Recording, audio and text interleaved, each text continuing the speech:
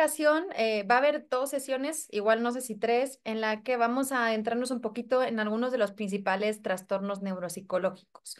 Como obviamente, pues siempre les comento, ¿no? El ámbito de la neuropsicología es muy amplio y podríamos estar aquí, abarcaría como dos diplomados, ¿no? Poder hablar de todo ello. Les traigo solamente aquí algunas pinceladas de algunos de los trastornos más frecuentes a los que nos hacemos frente los neuropsicólogos cuando trabajamos en la parte clínica. Entonces, a ver si funciona bien. Aquí. El objetivo de esta sesión va a haber esta y la otra sesión que tenemos en el mes de febrero también va a abarcar este tipo de, esta temática. Sobre todo lo que quiero transmitirles es qué son los trastornos neuropsicológicos y cuáles son los más frecuentes. También explorar justo desde una perspectiva neuropsicológica, que al final es la que nos acomete en esta materia, sobre sus causas y las manifestaciones que tienen a nivel cognitivo y clínico. Y obviamente también cómo este tipo de afectaciones afecta o tiene un impacto en la vida cotidiana de la persona. En realidad, por eso, pues, digamos que es de donde parte todo, ¿no? El problema es que efectivamente cuando hay unas afectaciones afecta, valga la redundancia, algún ámbito, algún área de la persona y es importante que lo podamos tener en cuenta también porque eso nos permite poder ajustar las estrategias de intervención y los objetivos de intervención en función de ese impacto y también de, digamos, las prioridades de la persona. Y vamos a ver, no muy en detalle, pero bueno, una de las estrategias de evaluación y de intervención de algunos de los de estos trastornos. En concreto, uy, perdón, en esta primera sesión les adelanto ya que vamos a hablar como un poquito más de todo el tema de demencias, que hay distintos tipos, entre la que encontramos el Alzheimer, pero hay otro tipo de demencias. De hecho, la de Alzheimer no es ni siquiera tampoco la más común y vamos a centrarnos en ellas y posiblemente la siguiente sesión, digo posiblemente, pues por si acaso no nos da tiempo a verlo todo. Las otras están más vinculadas a trastornos perceptivos y también motores, ¿vale? Vamos a ver alguna de esos, digamos, como cuadros de sintomatologías más bien, ¿no? Entonces, ¿qué son los trastornos neuropsicológicos? ¿Cómo los definimos? Pues son alteraciones que obviamente afectan a nivel conductual, emocional o cognitivo, derivado de disfunciones, lesiones o alteraciones cerebrales. Aquí es importante, también les decía en algunas otras sesiones, que nosotros cuando hablamos de comportamiento en neuropsicología tenemos o incluimos la parte cognitiva y obviamente la parte emocional y mero, la mera conducta, ¿vale? Pero también la emoción es como interpretada como una conducta y también la actividad cerebral entendida como una conducta en la parte cognitiva. Normalmente aparecen porque están relacionadas con lesiones, enfermedades neurodegenerativas o alteraciones del desarrollo. Aquí vamos a distinguir dos tipos, las que son adquiridas, que es decir, la persona no nace con esa alteración y de repente se genera, ¿no? Bueno, de repente bueno, a veces sí, ¿no? Como por ejemplo los traumatismos, los accidentes cerebrovasculares o las demencias, ¿no? Entonces no nacemos con esa alteración, sino que se genera. Y luego también hay otro tipo de trastornos que llamamos, ay, se me fue la para adquiridos y congénitos, ¿no? Con lo que nacemos. Entonces ahí, pues obviamente cuando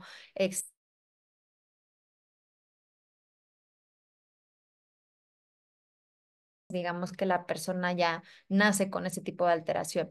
En la parte del desarrollo no vamos a adentrarnos al menos ahorita en estas temáticas, sino simplemente vamos a ver especialmente casi todo lo que vamos a ver van a ser lesiones o adquiridas.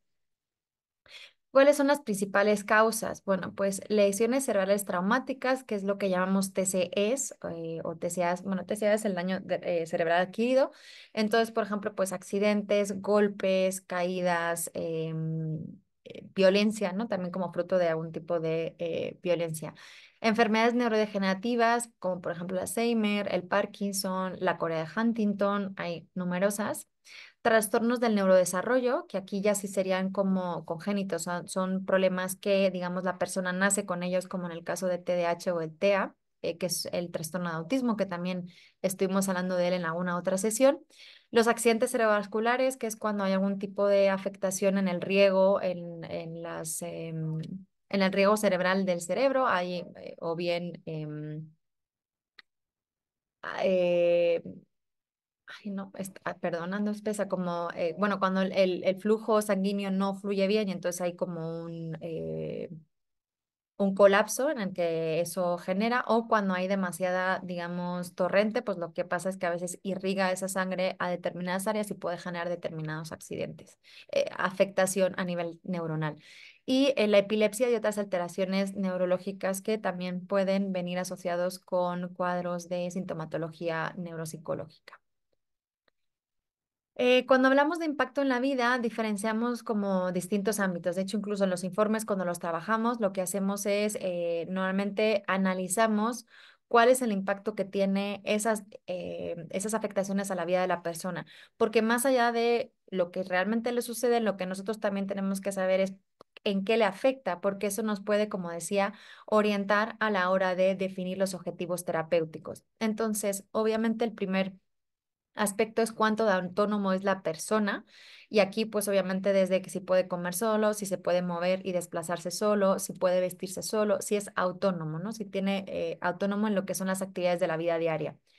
Luego también hay un impacto en la parte familiar y social, entonces ahí vamos a encontrar que en algunas cuestiones, en algunos casos, pues obviamente hay una afectación en los roles de la familia, en la que también la persona pues deja de socializar porque tiene determinados problemas de comunicación, por ejemplo, entonces hay una afectación en la que su vida pues cambia radicalmente, ¿no?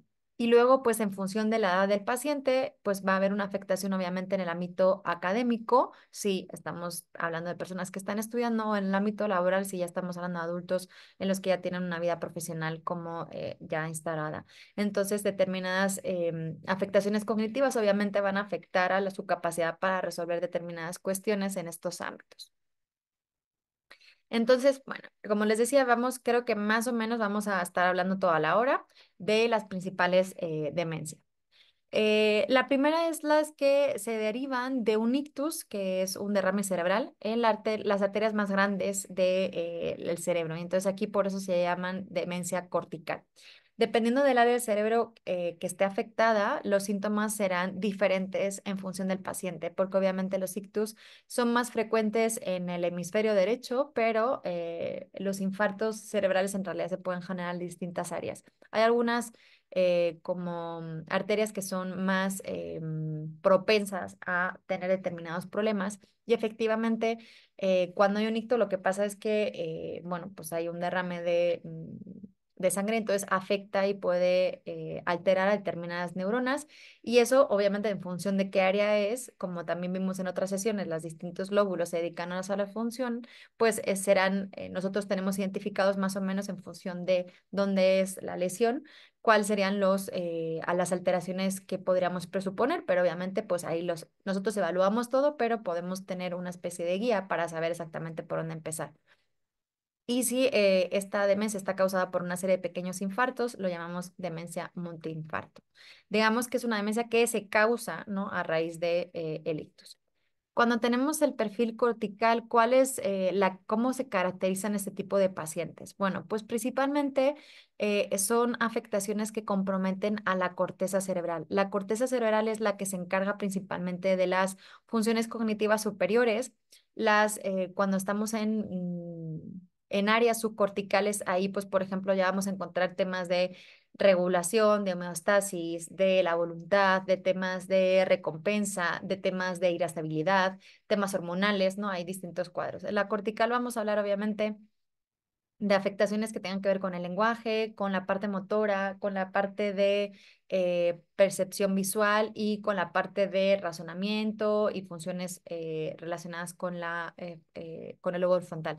Entonces aquí vamos a encontrar un perfil que va a ser variado en función de la lesión o del área, ¿no? que está afectada en la persona, en la que vamos a encontrar afasias, en las que puede haber, por ejemplo, anomia o dificultades en la comprensión. La anomia es una incapacidad para decir palabras. Anomia viene de nombre y entonces como sin palabras. Y la fascia, pues ya vimos también en alguna otra sesión que depende del tipo, pues puede ser fluente o no fluente, en la que vamos a encontrar personas que no pueden hablar, pero otras en las que sí pueden hablar, pero no son buenos comprendiendo y ese habla que están haciendo no tiene ningún tipo de sentido. Vamos a poder encontrar también trastornos relacionados con la memoria o llamados nésicos o amnesia. Agnosia que tiene que ver con trastornos de la percepción. Apraxia que tiene que ver, la apraxia es todo lo que tiene que ver con aspectos motores. También vamos a encontrar alteraciones visoespaciales o visoconstructivas, acalculia, que es una incapacidad para calcular, para hacer cálculos, y alteraciones en la abstracción, o sea, en la capacidad de razonamiento abstracto y también en el juicio, ¿no? En el poder determinar, pues, qué decisiones tomar, valorar determinadas situaciones, etcétera. El prototipo de este perfil cortical es la demencia tipo Alzheimer, en la que en este caso lo que encontramos principalmente y lo que pues yo creo que todos ubicamos es la parte de las alteraciones en la memoria inmediata. La persona no recuerda lo que ha hecho 5 minutos antes. Sí preservan la memoria más relacionada con la inteligencia cristalizada, es decir, como una memoria tanto, por ejemplo, si pueden recordar como temas de datos en etapas mucho más avanzadas, quizás no, pero van olvidando especialmente como la parte toda episódica, que es como las memorias de vida. Entonces van a encontrar problemas para recuperar y mantener esa memoria episódica, tanto la verbal como la no verbal. Es decir, no van a reconocer fotos cuando hablamos de no verbal y verbal es la capacidad de que ellos puedan verbalizar y redactar como esos episodios, ¿no? De vida. Y la no verbal, como les decía, pues vídeos, imágenes. Presentan también una reducción del nivel general del funcionamiento intelectual, ¿no? En el que obviamente ya no son capaces de razonar de manera abstracta y su juicio se ve afectado. El cociente intelectual también se ve disminuido, en el que el cociente de ejecución es menor que el cociente de inteligencia verbal. La fluencia verbal está disminuida, empiezan a hablar un poquito menos. Hay alteraciones en la visoconstrucción, ahí hay algunas pruebas, como por ejemplo el test de reloj, que también les enseñé en alguna otra sesión, en la que hay un perfil muy claro de las personas que tienen demencia tipo Alzheimer, también como los que tienen Parkinson. Y normalmente también hay una alteración del lenguaje, en la que principalmente puede ser esta parte de que van olvidando palabras. Son capaces de expresarse. Como les digo, obviamente como las demencias, lo que tienen características es que son deterioro, entonces el cuadro y la manifestación va cambiando, ¿no? Con el tiempo. Entonces aquí lo que vamos a encontrar es alteraciones, se quedan, les faltan las palabras para que nos podamos entender. Luego encontramos las lesiones de pequeño vaso y la demencia de pequeño vaso, que aquí ya estaríamos hablando de arterias que se encuentran en la parte subcortical del cerebro, ya no está en la parte superficial, que es la corteza, sino en la profundidad de la misma. Aquí lo que encontramos es que los síntomas se desarrollan progresivamente y normalmente se acompañan con problemas de la marcha, dado que algunas de esas áreas están más relacionadas con la parte motora. ¿Cuál es el perfil subcortical? Aquí, por ejemplo, el prototipo de este perfil sería la enfermedad de Huntington, que ahorita comento específicamente en qué se caracteriza. Entonces, aquí vamos a encontrar un enlentecimiento cognitivo general. Entonces, la persona, bueno, no tiene un deterioro completo en todas sus funciones, pero sí encontramos que necesita más tiempo para hacer algunos temas, algunos procesos de procesamiento. Tienen dificultad para emplear estrategias cognitivas que necesitan para poder resolver los problemas. Tienen también olvidos frecuentes y alteraciones de memoria también relacionadas principalmente con la parte de la evocación, ¿no? O sea, de que ellos puedan elicitar de manera autónoma ciertos, igual sí pueden reconocer si nosotros les damos determinadas pistas, pero no funcionan bien con la parte de la evocación y tampoco con los procesos relacionados con la búsqueda de información. Y a veces, pues, en general, en casi todas las demencias suele haber una alteración del estado del ánimo, que también, pues bueno, puede ser que haya de manera concomitante a un tipo de trastorno depresivo, que en realidad no es que sea depresión, sino que viene derivado de la demencia. El perfil concreto de la enfermedad de Huntington, pues, ¿qué encontramos? Primero, alteraciones de la atención. Aquí hay un fuerte componente de la atención. Y también como veíamos en otras sesiones, cuando la atención es como el filtro inicial. Entonces, si tenemos problemas en la atención, es muy probable que obviamente no vayamos a hacer bien ninguno de los otros procesos cognitivos, porque digamos que si no somos capaces, lo que el cerebro no atiende, no lo procesa. Entonces, pues imagínense, ¿no? Si tenemos como la entrada y ya ahí hay un filtro en el que no va a entrar la información, es muy difícil que la podamos memorizar. Ahí vamos a encontrar también en la que la memoria, el deterioro de la memoria no es lo más característico, normalmente suele ser más la atención, aparte de la parte visoperceptiva, pero vamos a encontrar, como decíamos, problemas en las estrategias de evocación, tanto memoria episódica como semántica. Entonces, va a haber la disfunción, aunque igual no va a ser lo que es lo más frecuente, sí, evidentemente, cuanto más avanzada sea la enfermedad. Vamos a encontrar déficit visoperceptivos y constructivos, también en la resolución de problemas y, como decíamos, también en la parte de calculia, ¿no? La parte de poder hacer cálculos aritméticos. El cálculo requiere mucha memoria de trabajo y también requiere, obviamente, que nosotros recordemos cuánto es 5 más 4, por ejemplo. Entonces, requiere también que accedamos a un almacén de memoria a largo plazo, que en este caso, pues a veces ahí viene el problema de conectar. Y luego vamos a encontrar demencia mixta, en la que vamos a encontrar una demencia vascular y junto con una enfermedad de Alzheimer. Esto a veces no es tan frecuente, a veces sí, en la que encontramos pues eso, una enfermedad de Alzheimer en la que se encuentran también pequeños infartos o lesiones en los pequeños vasos del cerebro, como causa precisamente del daño cerebral que tiene derivados de la propia enfermedad. Bueno. Aquí un poquito algunos datos generales de la demencia, sin entrar como en lo específico, aquí para poder, en común un poco con todos. A ver, ¿por dónde empezar? Perdón, que aquí. Es un, como les decía, obviamente es un déficit que es progresivo, o sea, no es algo que la persona tiene y se queda inamovible, sino que pues obviamente eh, va deteriorándose y mientras, bueno, también se va afectando el tema de la conciencia, ¿no? A veces al principio son conscientes de lo que se está pasando, pero eso también va terminando deteriorándose. Luego también hay un deterioro en la función social y ocupacional, porque llega un momento en el que también toda esta parte de praxias, pues no son capaces de vestirse. Y esto les afecta, pues porque no pueden a nivel motor, porque ni siquiera recuerdan, ¿no? Cómo se tiene que vestir uno. Y también hay un tema con que no tienen, olvidan como las normas sociales y también esta parte de, pues, por ejemplo, saber que a veces los calcetines está mejor ponerlos antes que el pantalón y etcétera, ¿no? Entonces alteran un poco el orden. Eh, tienen, no hacen referencia necesariamente a una pobre función o deficiencia intelectual, porque eso puede, es decir, las personas de cualquier nivel intelectual pueden ser objeto de demencia. Existen múltiples dominios cognitivos afectados. El deterioro también pues es a partir de un nivel de funcionamiento previo. Entonces, obviamente, si el nivel de funcionamiento previo ya era bajo, pues el nivel de deterioro que va a presentar la persona pues va a ser mucho más mayor en cuanto a las consecuencias. Y bueno, pues es progresivo, en realidad pues es permanente porque no es un trastorno reversible. Lo que normalmente abordamos cuando trabajamos con personas con demencia es mejorar su calidad de vida. Lo que hacemos es intentar preservar las funciones cognitivas de manera que podamos retrasar lo máximo posible el deterioro.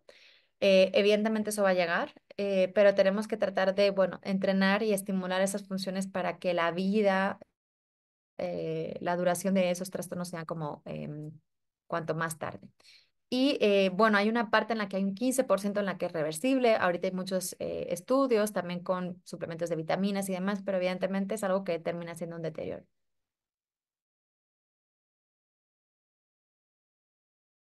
Encontrar la de Alzheimer, la vascular y la mixta. Y en otros casos menos frecuentes, lo que vamos a encontrar son demencias con cuerpos de Lewy, enfermedad de Pick, demencias frontotemporales que también son bastante frecuentes, hidrocefalia normotensiva, demencia alcohólica, demencia por un motivo infeccioso, enfermedad de Parkinson y luego hay una serie de causas reversibles que pueden ser, ahí es cuando la demencia sí puede ser reversible, que es cuando se debe a deficiencias nutricionales, cuando se debe a alteraciones metabólicas que pueden tener una sintomatología de demencia o cuando a veces está asociada por depresión. La persona que tiene unos cuadros depresivos profundos a veces también tienen como esta parte de que olvidan información, pero en realidad no es esta parte de deterioro cognitivo, ¿no? Entonces lo podemos revertir si vamos a la raíz.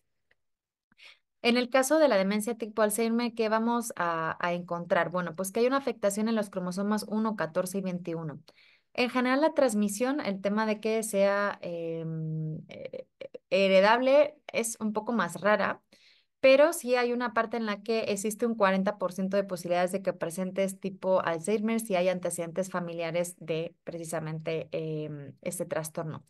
Se asocia a un gen autosómico dominante y, bueno, hay una tasa de concordancia con gemelos monocigóticos mayor, obviamente, que en los disigóticos, de manera que si hay una parte, requiere cierta, quizás no hereditario, pero sí genético. En 1907 fue cuando lo descubrió Alois Alzheimer, lo que requiere para poder diagnosticarlo, porque a veces utilizamos mucho la demencia tipo Alzheimer porque se ha convertido en un lenguaje un poco común. En realidad necesitamos hacer un análisis neuropatológico del cerebro que la mayor parte de las veces solamente podemos hacer post-mortem. Entonces hay muchas demencias que identificamos como Alzheimer que no terminan de ser así. Lo que también podemos identificar es si existen depósitos de amiloide, que eso sí suele ser unas fibras que detectamos en el cerebro y eso sí lo podemos identificar, aparte de una serie de proteínas en las que existe ya como unos marcadores en los que podemos presuponer, pero nunca en realidad diagnosticar 100% que en realidad es una enfermedad de Alzheimer. A nivel de neuropatología, lo que encontramos a nivel macroscópico es una atrofia difusa, en realidad es como que altera, ¿no? A determinadas áreas, van a encontrar, ven, en la imagen cómo el tamaño del cerebro también merma y hay algunas áreas en las que se dilatan los ventrículos centrales, lo que hace es que evidentemente gana el terreno de esas neuronas que están colindantes y existe un aplanamiento de los surcos corticales. A nivel microscópico, ya más en detalle, encontramos esas placas seniles o placas amiloides, que es lo mismo en lo que podemos ir detectando, y esos nodos neurofibrilares que nos permiten, pues, bueno, tener como esos marcadores neuropatológicos para poder diagnosticar el trastorno. Y encontramos también pérdida neuronal a nivel de corteza y del hipocampo y pérdida sináptica en el 50% de la corteza, además de una degeneración granovascular de las neuronas. Entonces vemos que ya los estudios están muy afinados un poco en el cuadro a nivel cerebral. Luego que encontramos a nivel de neurotransmisores, uno, que hay afectaciones en la acetilcolina, en la noradrenalina y en los péptidos neuroactivos como la somatosina y la corticotropina. Luego también podemos encontrar otras causas. Además, como por ejemplo una estimulación excesiva por el glutamato. El glutamato es muy frecuente que está en estas cosas como de comidas asiáticas y las maruchan y estas cosas. Entonces, bueno, ahí les dejo el dato. Yo desde que lo aprendí en la carrera con 20 años ya no, ya no he vuelto a comer de esas cosas.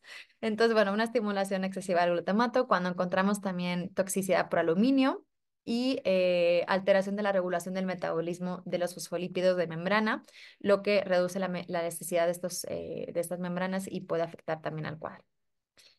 Bueno, en el caso de, volviendo un poco a la demencia vascular, hemos dicho que la enfermedad de Alzheimer es una cortical. En el caso de la vascular, ya hemos comentado que lo que encontramos es un deterioro cognitivo secundario a lesiones cerebrales. La lesión cerebral es la primera causa, que obviamente tiene una intensidad suficiente como para afectar a la vida diaria. Y obviamente hay una serie de condiciones que pueden causar o incrementar este daño a nivel vascular. Entonces, aquí que podemos encontrar, bueno, pues la demencia, podemos encontrar una demencia multiinfarto porque hay muchos pequeños infartos vasculares, también que hay múltiples áreas de determinadas áreas afectadas, que resulta un patrón sintomático de demencia, que es mucho más frecuente en varones. Fíjense que a veces los ictus de región de hemisferio derecho suelen ser más en mujeres, pero esto de demencia vascular es más frecuente en varones. Y bueno, existen algunos factores de riesgo que pueden aumentar la probabilidad de sufrirlo. Y bueno, pues ¿cuáles pueden ser las causas de estos infartos? Pues una oclusión de los vasos por placas o tromboembolias de orígenes distantes. Y aquí lo que hacemos cuando exploramos al paciente, más a nivel neurológico, o sea, el neuropsicólogo no se mete tanto en esta parte, las demencias y esta parte toda de neuroanatomía y demás lo hace el neurólogo, pues encontramos que existen soplos carotideos, anomalías fundatoscópicas y dilatación de cámaras cardíacas que pueden obviamente ser riesgo para desarrollar una demencia vascular. Los síntomas generales que vamos a encontrar aquí son idénticos a los de demencia de tipo Alzheimer. El diagnóstico requiere evidencias clínicas, analíticas de una causa vascular para la demencia y es más probable que la demencia presente un deterioro gradual y progresivo en comparación con la enfermedad de Alzheimer. Aquí va a ser mucho más lento, no digamos. Y luego, bueno, pues a veces existe, por otro lado, una demencia persistente que es la que hablamos con el síndrome de Korsakov, que es cuando está causada por el abuso de sustancias, acompañado habitualmente de una malnutrición. Y aquí deben cumplirse los criterios de demencia, puesto que también pueden afectar a la psicosis de Korsakov. Luego aquí encontramos en este tipo de síntomas, perdón, de demencia, es que hay otras funciones alteradas como la atención y la concentración, aparte de, obviamente, una parte de cambios en el estado de ánimo. Entonces, vamos a encontrar que el 4% de las demencias suele estar relacionado a un abuso excesivo del alcohol. ¿Y cómo hacemos un diagnóstico diferencial, por ejemplo, entre la demencia de tipo Alzheimer a la demencia vascular? Vamos a encontrar que la demencia vascular se diferencia porque el deterioro puede acompañar a una enfermedad cerebrovascular con el tiempo y que los síntomas neurológicos focales son más comunes en la demencia vascular que en la tipo Alzheimer. Cuando, por ejemplo, estamos hablando de la demencia vascular con la AIT, ahora se me fue esta es la de la inducida por alcohol. Evidentemente los síntomas, los episodios de disfunción neurológica son más cortos, duran menos de 24 horas y normalmente pues suelen ser, se resuelven como eh, más rápidamente. Y cuando encontramos una disfunción cognitiva relacionada con la depresión, aquí lo que encontramos es pacientes que tienen una depresión acusada, que tienen más introspección de sus síntomas en comparación con los demenciados, es decir, son más conscientes de los síntomas que presentan y con frecuencia pues tienen episodios depresivos. En el caso del delirium, pues aquí los episodios es un inicio rápido, la duración es más breve, fluctúa el deterioro cognitivo a lo largo del día. Entonces, esto también lo encontramos a veces en otras demencias en las que igual si tienen a una persona cercana con ese problema, obviamente pues a veces dicen, no, tienen algunos momentos de lucidez. Bueno, pues esto es así porque fluctúa el rendimiento, entonces hay veces que eso sucede. En el caso del delirium, pues también es mucho más frecuente. Y normalmente los síntomas se exacerban cuando llega la noche, ¿no? Entonces, además de que se presentan alteraciones del ciclo vigilia más acusados. Y a ver qué hora es. Voy a pasar un poquito esta para que lo veamos más. Bueno, la Alzheimer suele ser más frecuente en mujeres y como les decía, la demencia vascular es más frecuente en hombres.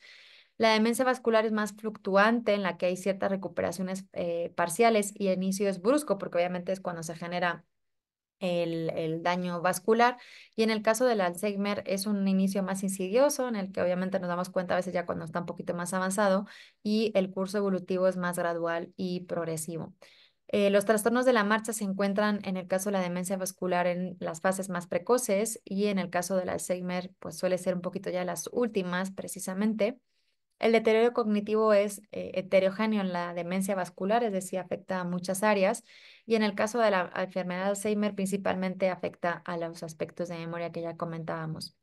La depresión es más frecuente en la demencia vascular y la enfermedad de Alzheimer es menos frecuente la depresión. Y la personalidad normalmente se conserva, la persona sigue siendo ella misma en el caso de la demencia vascular, pero sí obviamente en el caso del Alzheimer vemos que esa personalidad cada vez se va siendo más desorganizada. Bueno, aquí tenemos también la demencia frontotemporal que les decía que también es bastante frecuente. En una específica es la enfermedad de Pick. Aquí lo que encontramos es que en general empieza antes de los 75 años y se genera por una atrofia en las regiones frontotemporales. Lo que sucede aquí es que hay una pérdida neuronal, existe una gliosis y cuerpos neuronales de PIC, que son unas masas de elementos citoesqueléticos, pues también se ven afectados. No se conoce todavía la causa de la enfermedad, pero sí sabemos que es más frecuente en varones y especialmente cuando existen familiares de primer grado con esta enfermedad. Entonces sí hay un fuerte componente genético y es uno de los 5% de las demencias que son irreversibles.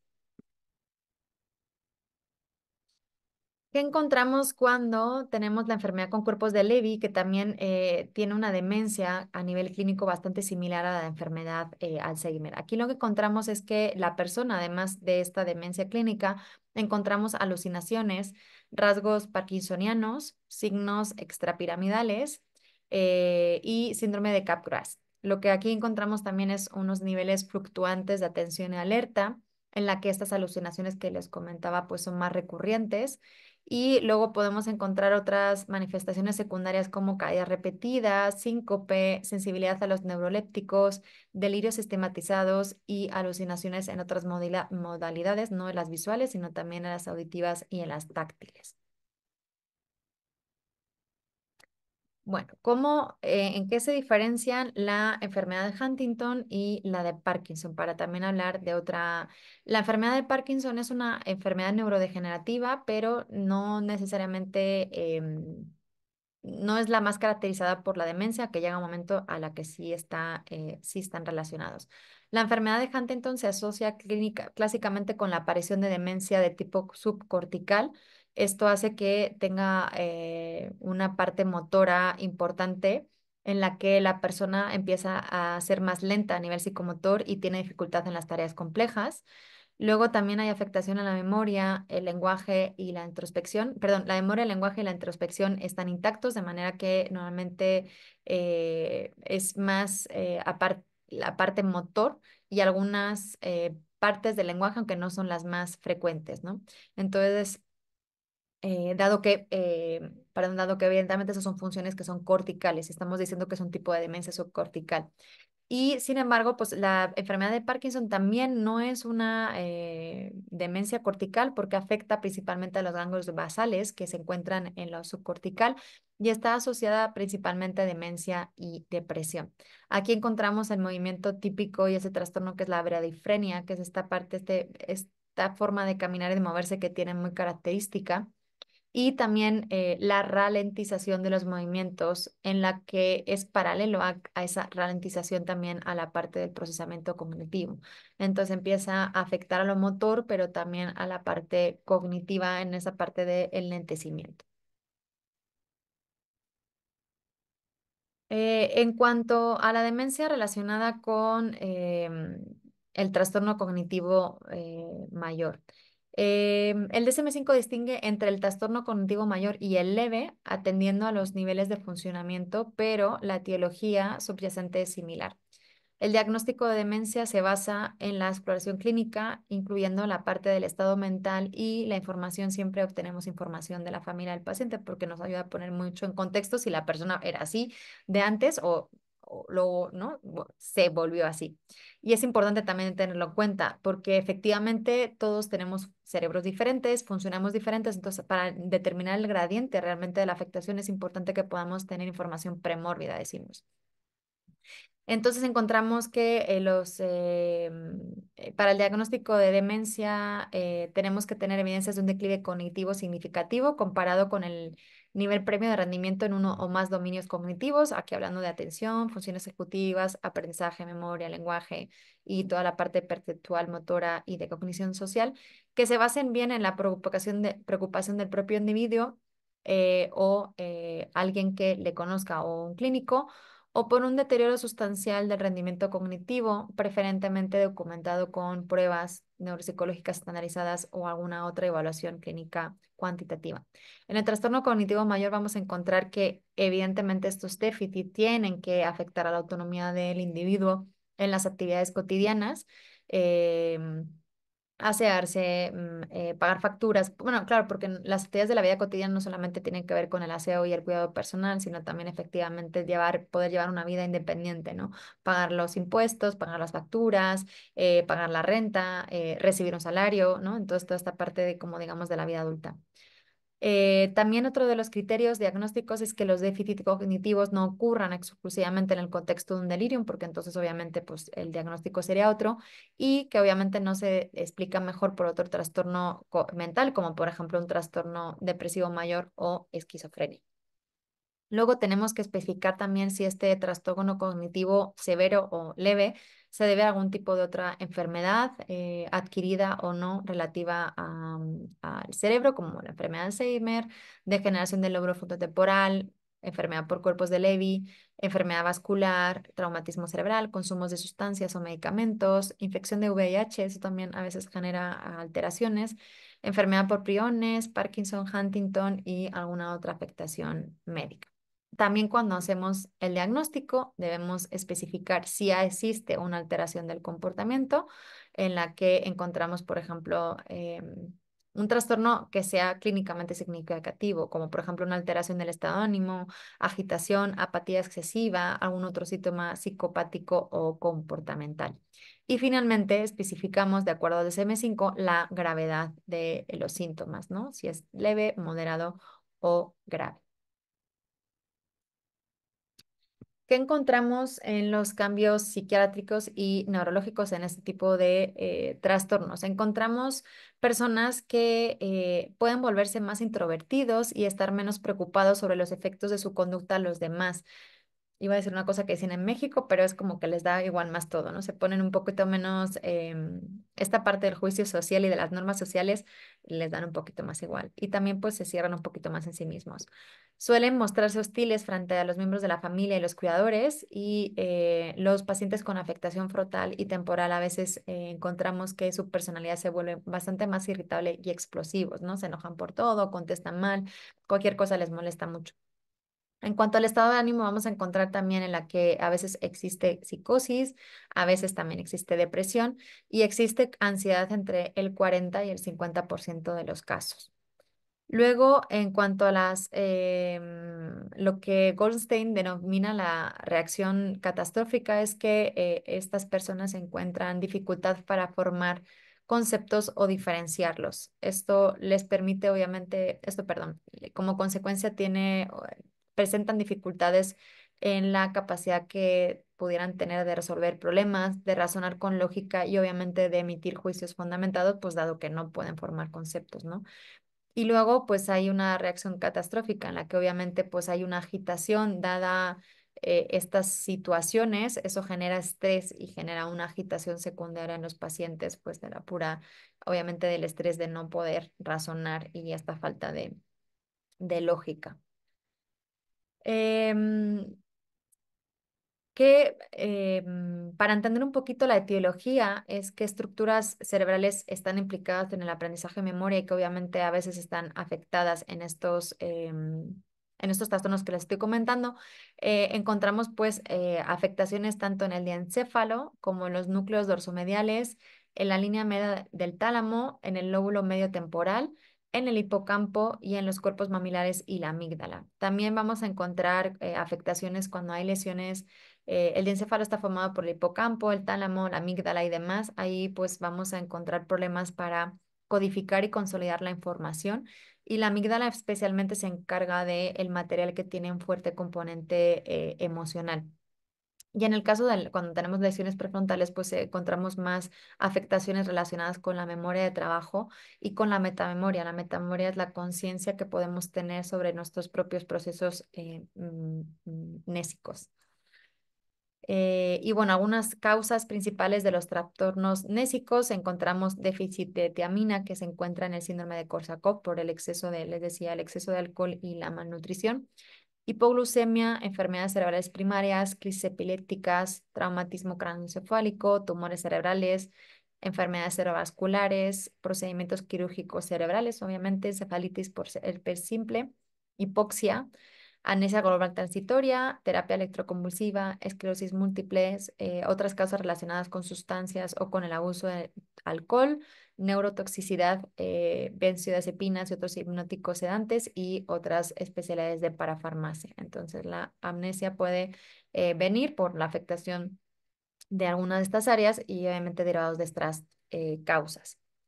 ¿Qué encontramos? Encontramos una amnesia anterógrada y una amnesia retrógrada. Estos son los distintos tipos de cuadros clínicos de la amnesia. A ver, déjame checarla ahora. Sí, nos da tiempo todavía. Lo que encontramos, obviamente, es una afectación significativa en las funciones sociales u ocupacionales. La amnesia anterógrada quiere decir que en el momento que aparece la amnesia, nosotros somos incapaces de generar nuevos recuerdos. La anterógrada es como de aquí en adelante. Y la amnesia retrógrada es cuando la afectación es del momento presente hacia atrás y la persona va como perdiendo información de su vida, ¿no? Esa memoria a largo plazo que vamos teniendo. Por lo general, en la amnesia anterógrada se afecta la memoria a corto plazo y la reciente, pero bueno, si se afecta la de corto plazo es muy difícil que podamos generar recuerdos a largo plazo. Hay un deterioro para pasado menos remoto. Lo que hacemos es, o lo que sucede, hay un gradiente en la amnesia retrógrada, en la que empezamos a olvidar los recuerdos menos remotos, es decir, los que están más cerca de esa lesión o de ese problema, de manera que empiezan a olvidar lo más cercano, pero sí es posible que recuerden hechos de su infancia, de su juventud, de cuando se casaron, de cuando eran bebés, ¿no? Bueno, igual de cuando eran bebés no tenía memoria, de cuando eran pequeños. Entonces es un proceso en el que también cuando a veces la amnesia va aumentando, pues el rango, ¿no? Nosotros a veces medimos, ¿no? A través con la familia más o menos cuántos años han podido tener de olvido, ¿no? Y la memoria inmediata parece intacta en el caso de la amnesia retrógrada. Y obviamente, pues lo que les decía, esa es información que está muy sobreaprendida, incluso datos, que son cosas como que uno ha memorizado durante mucho, como las experiencias infantiles también suele ser bastante buena en el caso de la amnesia anterógrada y de la retrógrada. ¿Qué otros síntomas vamos a encontrar junto con la amnesia? Bueno, ¿cuáles son la amnesia llega por cuando es un accidente súbito, bien por traumatismos, por accidentes cerebrovasculares o por intoxicaciones. Y luego hay una amnesia que es más gradual que tiene que ver, por ejemplo, con tumores cerebrales o con esta parte del déficit nutricional que les comentaba. ¿Qué otros síntomas encontramos en estos pacientes, además obviamente de la amnesia? Bueno, vamos a encontrar cambios de personalidad, apatía, que es esa falta de ganas de hacer las cosas y de iniciar, esta parte de perder la iniciativa para hacer cosas, la agitación, ¿no? A nivel de inquietud emocional y demás, y no encuentran una buena introspección para su estado neuropsiquiátrico, ¿no? No son capaces de ser muy conscientes de lo que les pasa. Y bueno, esto es más o menos lo que les comentaba en la otra diapositiva. Vale, aquí también vamos a encontrar que las amnesias también tienen otras causas. Terapia electroconvulsiva también puede ser otra de las causas de las amnesias. Patología vascular, igual no ha habido un accidente cerebrovascular, pero hay algún tipo de patología que sea muy inherente a la persona y que pueda en determinados momentos generar cuadros amnésicos. El envejecimiento normal, también hay una parte en la que tenemos que entender que nuestros cerebros se van deteriorando y las funciones, hay una parte normal y habitual del envejecimiento cognitivo que está que está afectado. Obviamente, cuando esto se une a otro tipo de trastornos, pues obviamente hace que los cuadros sean un poquito más intensos y ya podamos hablar de amnesias. Y obviamente en el síndrome de Wernicke-Korsakoff, que es el que les contaba, pues obviamente claramente hay una amnesia bastante grande. Luego existe otro tipo de amnesia que se llama la global transitoria. Esto son episodios como de una duración determinada en la que la persona experimenta una pérdida súbita de la capacidad para recordar acontecimientos recientes o información nueva. Estos episodios suelen durar entre 6 y 24 horas y entonces hay una parte en la que hay una fase de confusión leve y precisamente pues esa parte de falta de conciencia sobre lo que está pasando y evidentemente sí perciben la parte sensorial, pero pues les afecta a la hora de realizar algunas tareas complejas. Se debe a una isquemia del lóbulo temporal y las regiones diencefálicas, es una parte de la isquemia, es un trastorno de las arterias y los vasos también. Y normalmente la mejoría se experimenta casi completa, aunque el 20% pueden presentar recidiva del episodio y el 7% pueden presentar epilepsia posteriormente, ¿no? Esta parte, pues sí, como estos episodios, igual en alguna película de Estados Unidos la han visto cuando están en los juicios y dicen, no, bueno, vamos a alegar amnesia global transitoria, ¿no? Pues bueno, puede ser que suceda, pero normalmente los pronóstico de recuperación en general es muy grande. Em, Entonces, esta tendría que haber sido un poco antes. Bueno, el trastorno amnésico, que es el que estábamos viendo, obviamente puede haber el transitorio, como este que les comentaba. Va a haber uno crónico, en el que, pues, por ejemplo, cuando hay algún tipo de traumatismo, eso es muy difícil que lo podamos recuperar. Y luego hay otro persistente, obviamente, como en el caso de las demencias. Inicialmente el diagnóstico del trastorno nésico, que no solo es deterioro de la memoria, estamos hablando del trastorno nésico, tiene una sintomatología particular y obviamente está identificado como tal en el DSM-5, pero obviamente inicia cuando identificamos algún tipo de problema y deterioro en la memoria. Entonces vamos a encontrar problemas para aprender nueva información y vamos a encontrar también en los pacientes una incapacidad para recordar información que han aprendido previamente. Esto cuando, les digo de nuevo, ¿no? Normalmente cuando hay lesiones traumáticas, como un accidente cerebrovascular o un traumatismo cerebral, normalmente suele haber amnesia anterógrado y retrógrada, suele haber muy común, pero a veces queda preservada la retrógrada en algunos casos. En este caso, no, vamos a encontrar una incapacidad para poder encontrar esa información ya almacenada previamente. Luego, otro trastorno que en realidad no es un mero trastorno anésico, sino que es un trastorno que tiene que ver con más con fibras motoras y con otra serie de los más compleja que en el que no vamos a adentrarnos, pero sí vamos a encontrar que existe en los cuadros de esclerosis múltiple un deterioro en la capacidad para rememorar sucesos inmediatos y también para la memoria diferida. Esto es porque hay unas placas en el parénquima cerebral que se ubican en el lóbulo temporal y en la región encefálica que obviamente pues tienen que ver con aspectos de la memoria. Entonces en la esclerosis múltiple también igual, dependiendo del estadio y la etapa del trastorno, vamos a encontrar que los síntomas amnésicos es la manifestación cognitiva más común entre el 40 y el 60% de los casos. ¿Cómo hacemos? A ver, que quería ver cuántas tengo de diapositivas. Vale. ¿Qué hacemos para evaluar a una persona que viene con una demanda, ¿no? O bien, más bien, a veces suele ser de los familiares que presenta algún tipo de deterioro cognitivo. Bueno, pues siempre vamos a obtener los datos sociodemográficos y sanitarios, también, pues si ha estado operada algo, si toma medicación, etcétera, todos los datos relativos a su desarrollo y salud. Vamos a hacerle una evaluación con pruebas estandarizadas de deterioro cognitivo. Vamos también a confirmar con un informador que ese deterioro cognitivo pues se ha vuelto de repente y obviamente la persona no tenía esas dificultades previamente. También vamos a establecer vamos a descartar que haya algún tipo de enfermedad patológica que pueda estar asociada a este déficit cognitivo, por ejemplo, pues en el caso de psicosis, en el caso de esquizofrenia, en el caso de depresión. Y vamos a detectar el declive funcional y vamos a determinar también si existen otra serie de trastornos conductuales y emocionales. ¿Y cómo hacemos precisamente para evaluar las funciones? Pues ya en otras clases les hemos podido como explicar precisamente cómo hacemos la exploración neuropsicológica. Entonces aquí utilizamos exámenes con pruebas estandarizadas para precisamente determinar estas alteraciones. Habitualmente pedimos también o vienen los pacientes ya con algún tipo de técnica de neuroimagen, que como les decía, no es tarea del neuropsicólogo, sino suele ser más del neurólogo, que son los que se encargan precisamente de hacer una exploración neurológica general en la que evalúan otras cosas y nosotros tenemos en cuenta toda la información, ¿no? De manera que ver si la información de la imagen coincide con la clínica, que es la que nosotros evaluamos. Y luego, eventualmente, como estudios complementarios, pues obviamente vamos a hacer una exploración física y neurológica del enfermo. Vamos a hacer una analítica precisamente para determinar si hay algún tipo de déficit en las vitaminas o en el corazón, que pueda ser como algo más a nivel de sistema eh, vascular. Luego se puede hacer, por ejemplo, punción lumbar por si, por ejemplo, hubiese algún tipo de historia clínica que sugiera un proceso infeccioso como una meningitis o similar. Podemos utilizar también electroencefalogramas, pruebas de imagen, habitualmente es el TAC o la resonancia magnética, las que se suelen utilizar precisamente para obtener más información complementaria para el diagnóstico.